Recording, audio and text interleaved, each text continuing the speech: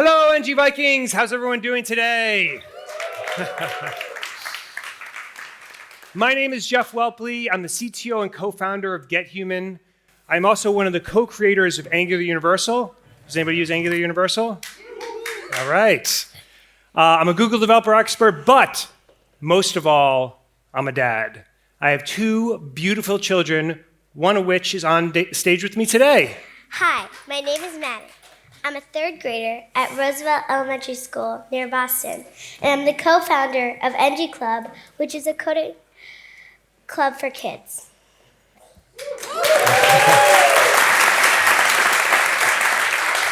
I love coding, especially using JavaScript to build wicked awesome web apps, but I wasn't always a hacker. Like everyone, I was once a newbie. I could barely walk, let alone code. So, how did I grow from a wimpy baby that doesn't know anything to a web hacker? And more importantly, how can all of you in this room teach your sons, daughters, and other little friends to do the same thing? My dad and I have come up with 5 baby steps you can use to go from newbie to full-blown hacker. But before we get into the details of each of these steps, I want to talk a little bit about my motivation for working so long and hard with Maddie on this. As any one of you know that have kids, they're awesome. They're so much fun to play with, and they bring so much joy to our lives. Ever since Maddie and Angie have been born, I've had this overwhelming desire to teach them everything I know. Fortunately, that's really only 2 things. First is... Soccer! Well, no, Maddie, they call it football here. Maddie and Angie are great football players, and I love coaching their teams. And then the second thing, of course, is... Coding! Right. Now, with football, it's pretty easy to get kids started. You just throw a ball in their crib, and they can't help but play with it. But with coding, it's a little bit harder. It's kind of hard to teach the intricacies of server-side rendering optimization to a toddler. So our first big question is, how do you get started? Well, Dad, I'm glad you asked because I'll never forget my introduction to coding. When I was 4 years old, my dad gave me the Robot Turtles board game. For those of you who don't know, Robot Turtles is a game where each kid is a turtle master. The objective is to get your turtle on the gem in the board. You do that by putting down cards to indicate which way the turtle should move. Yeah, those cards are like the lines of code in your program. And when the player puts them all down, then you say... Run program! Right, and me, the turtle mover, will then move the turtle. Beep, bop, bop, boop, bop, bop. And if you make a mistake, you say... Bug, bug! Right, and then the kid can try again. And when the turtle finally reaches the gem, you party. Beep, beep, beep, bop, bop, bop, bop, bop, bop, bop, bop, bop. You gotta dance. That's like a key part of the game.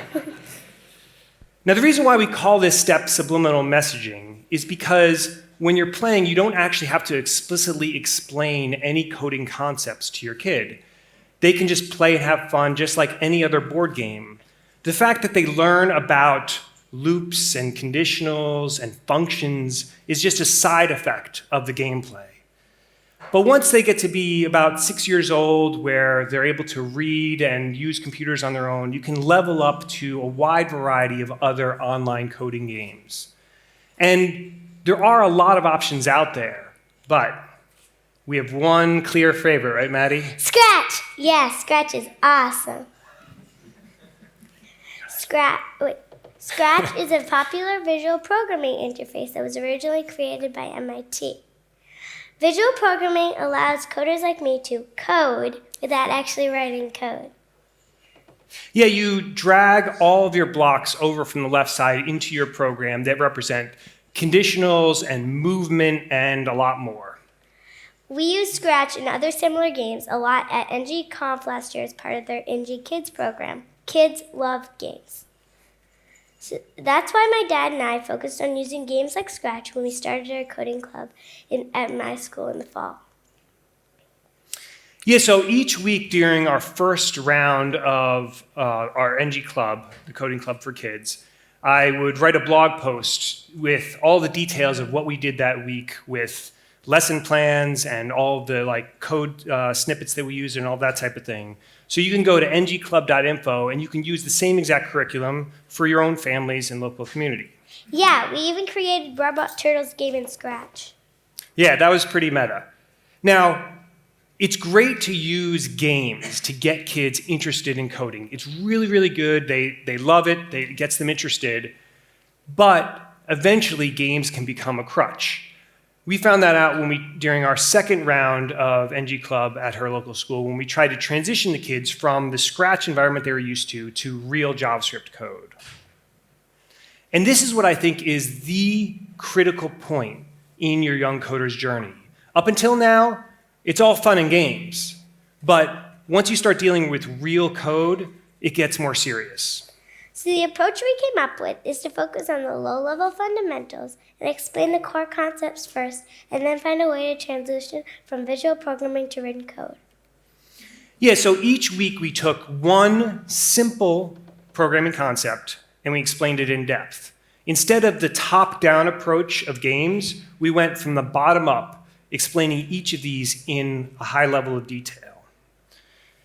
And I want to give a special shout out here to Sam Brennan. Sam is cool.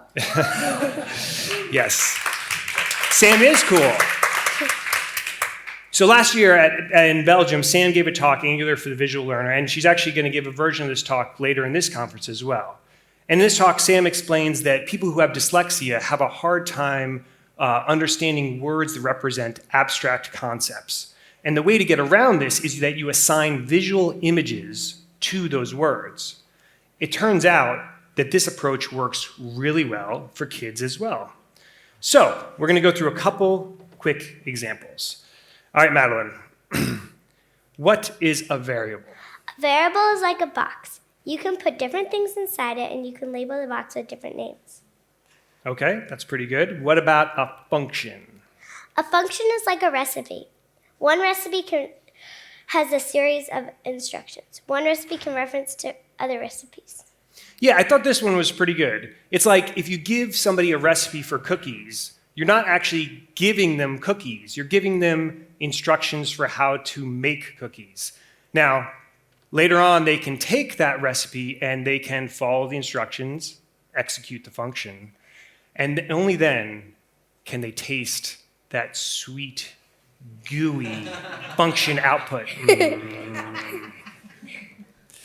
All right, Maddie, what about objects? An object is like a bigger box that contains smaller boxes and recipes inside it. Yeah, it makes sense, right? So this type of visual imagery worked really well. And we were able to get the kids to understand what all of these concepts were. But then we had to see how those concepts applied to actual written code. And this is where we needed that bridge mechanism from the visual coding environment to real code. And I tried a number of different things. For a while, I was trying to export Scratch programs into JavaScript, which didn't work that well. But then I eventually found Blockly. Has anyone heard of Blockly here before? So a couple of people. Okay. So Blockly is a library that's been written created by Google to essentially allow you to create visual programming environments similar to Scratch.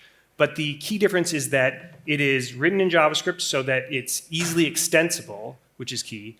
And then also you can export the visual block program that the kids create to JavaScript.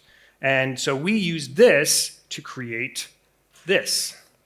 This is our NG Club app, where the kids in our club were able to drag and drop code blocks just like with Scratch. These blocks were automatically translated to JavaScript. Yeah, I would go, once they went through our different exercises in our second round of NG Club, I would go through each line of the JavaScript code explaining what it is, what each piece of syntax is, and how it relates to the visual blocks that they're used to and they do understand. And this worked really well. Now, I want to give you a demo of coding in this environment, but I do have a confession to make. Even though I've done plenty of, dozens of conference talks, I've come to peace with the fact that I am not a great live coder. But fortunately, we have an awesome live coder on stage with us today.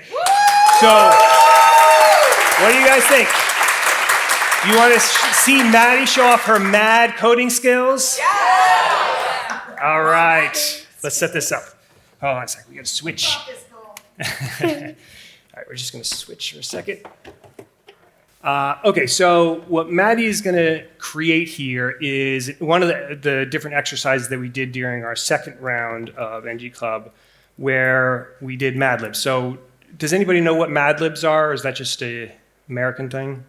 Okay, so it's basically where you give like a number of a person, place, thing, a couple words like that the user supplies. And then there's this story that you don't see the story ahead of time, and then it plugs those words into the story. And usually it's like a funny story or whatever, but you don't see it until the end. And so they plug in the words, and then all of a sudden the story gets revealed. So in this particular case, what Maddie is doing is creating a function that's called do something, but it is the Mad Libs function. And in this, she has two parameters of a person and a place as the input parameters. And then inside the function, she created a new variable called combined, without an E. And then she's creating the story, the string that gets concatenated from a number of things with some of her own text. And then she'll bring over the person and the place as well. You'll notice that in the previous slide, I had the JavaScript code and the visual code side by side. We went back and forth on this. One of the things we realized is that the kids didn't have quite enough room to work with when they were like right side by side, especially on Chromebooks where the screen isn't as big. So we switched to this version that worked a little bit better, where they have the whole space, and then in a second, Maddie will show you when before they run the program, they have to see the JavaScript code, and we kind of explain it. Okay. So she has her function now, and she is now brought over a block to execute the function, and she has to pass in the variables to the function, so the person and the place, and she's going to prompt somebody for the person and the place. So after you finish typing that, Maddie, then you can show code. Okay. So typically when we got to this, hold up for 1 second. So when we get here, we would go over with the kids the JavaScript code and what each means and what's going on here. And actually, Maddie, I do see a bug. Do you know where the bug is? Yeah. Okay. Oh, there you go. All right. Yes, you didn't print it out at the end. Okay. Right. Yes. So now we can try it. All right. So now, yes. So now she's going to run the program. Let's go. And so it's asking to enter in the person, and she's saying dad. Okay. And the place. And looks like Denmark, right? And okay, and it says, my friend Dad went to Denmark. Yes! Great job, Maddie. That's it. Yeah, just take a second. All right, let's transition back. So it probably won't surprise many of you to know that in addition to Blockly, the NG Club app is built with Angular. So let's talk a little bit about how that is actually done. And this is not the most optimized way to do it. This is the most simple way to do it, just to give you an idea. So if you take all of the Blockly JavaScript files and just kind of add them to your Angular JSON script section, then Blockly will be in the global scope, so you can just declare a reference to it. And you have to inject Blockly somewhere on your page. And when you do that, you basically can configure it in a lot of different ways. So if you saw while Maddie was doing work, she was working off of a set of blocks on the left-hand side. And so it's this configuration where you specify which blocks are available to the coder. And the configuration file is actually XML that they use. And you can specify either the pre-built blocks that come with Blockly, or even cooler, you can build your own blocks and custom block behavior. So this is something super powerful, and it's pretty easy to do. And so they have these Blockly developer tools that you can use to make it easier to generate your own blocks. And then finally, you can add a change event listener to your Blockly workspace so that it detects as your coder is making changes to their visual code, then it automatically regenerates the JavaScript code on the fly. That's pretty much it. You can see a much more advanced example with more features. On GitHub, we posted our NG Club app there, so check that out. And if you want to try the NG Club app yourself or your kids, just go to ngclub.app. At this point, your little coder should be familiar with basic low-level coding concepts and should recognize what written code actually looks like. Now it's time to start actually writing code. Yeah, and I got to say that this part was harder than I thought it would be when we started off doing this because, I'm sorry about this, Maddie. 8-year-olds are not the most precise when it comes to like writing or anything. Maddie's a great writer, but there's always like a weird character in there every now and then. And so when you're coding and you make just like one space error or something like that, it can trip you up for a long time. So the key is not that to prevent that totally. I mean, obviously, all of us make those types of things, mistakes all the time. But the key is setting up a system so that they don't get blocked for a long period, so that when they make those mistakes, they can see it quickly and get past it. That was the key. So we tried out a bunch of different things for this, and we settled on 2 things that actually worked, I think, really well. The first is using Chrome DevTools. It's a lot of fun to be able to go to any web page and yet manipulate the DOM in the console to change colors on the screen. Yeah, and I think this worked really well. In the Chrome DevTools console, when you're writing code in there, it actually has a really great autocomplete mechanism. And it took a little while to get the kids to actually see it. They had like a blind spot for it for some reason, but eventually they saw it and actually started using it, and they were able to do some amazing things. I like to add my name to stuff. Yes, yes, this was a common occurrence for a while. But it is a really powerful thing, right? Once the kids realize that they can right-click on any web page and just like write code in the console, they start doing it all the time, and they start learning. And because of the way that the console is set up, it does help them with like understanding the syntax. The other thing was the second way I learned about actual written code was through freecodecamp.org. This is a great online tool that guides you very slowly and methodically through every aspect of web programming, starting with HTML, then CSS, and finally JavaScript.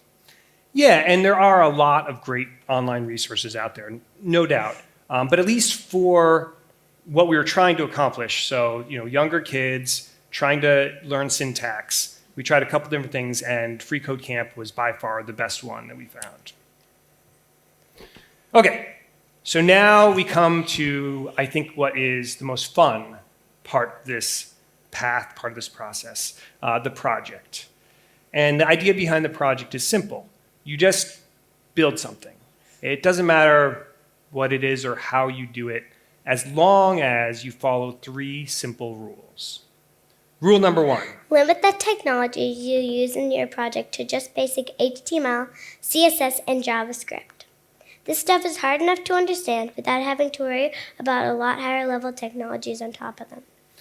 Yeah, you can definitely add Angular and other more advanced frameworks later on once they become comfortable with the sort of basic stuff.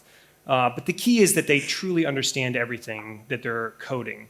And sure, you can add like a Firebase library or something if it does make your code truly simple, more simple, and your young coder actually understands it. The key is no black boxes.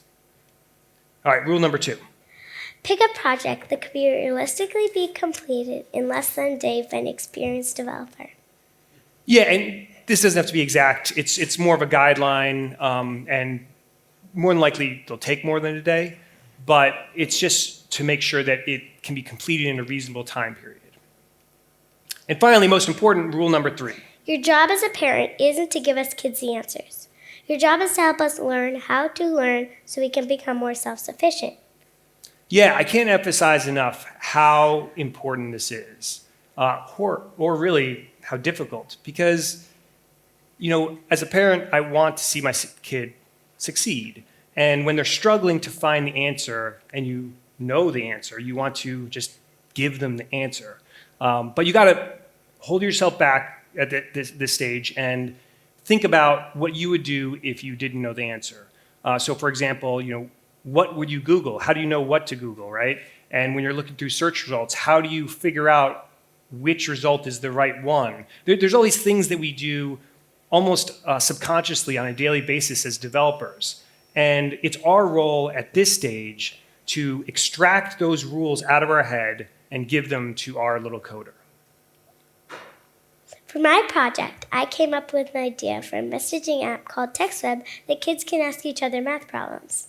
And by the way, this is her wireframes. Like, I was amazed when she did this. She's seen me do a couple of them and just pulled this out of nowhere. So I thought that was pretty amazing. But we just started this, but it's going really well. And I think we're learning a lot, right, Maddie? Oh, yeah, for sure. Yeah, so this is the path, right? I should say this is a path. But I think it's gone really well for Madelyn and for the kids in our coding club. I've learned so much along this journey. I know I have a lot left to learn in the future, but I love coding and I'm confident that even if I don't know something today, I can figure it out. After all, I'm a hacker. Yes.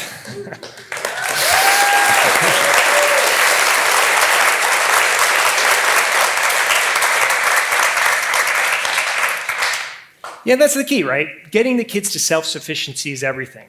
Once they have those tools to be able to do research on their own and get past their own hurdles, then the sky's the limit, and they can go really far from there. Now, in addition to everything else that we talked about today, there is one last thing I wanted to mention that can accelerate your little coder's journey along this path. Like many of you know, if you really want to learn something, then you should try to teach it to other people. I have found this to be true both in our coding club and preparing for this talk. Yeah, totally. If you want to learn something, teach. Don't wait until you feel like you're an expert on something before you do that. Just teach, share, help the community, build new communities.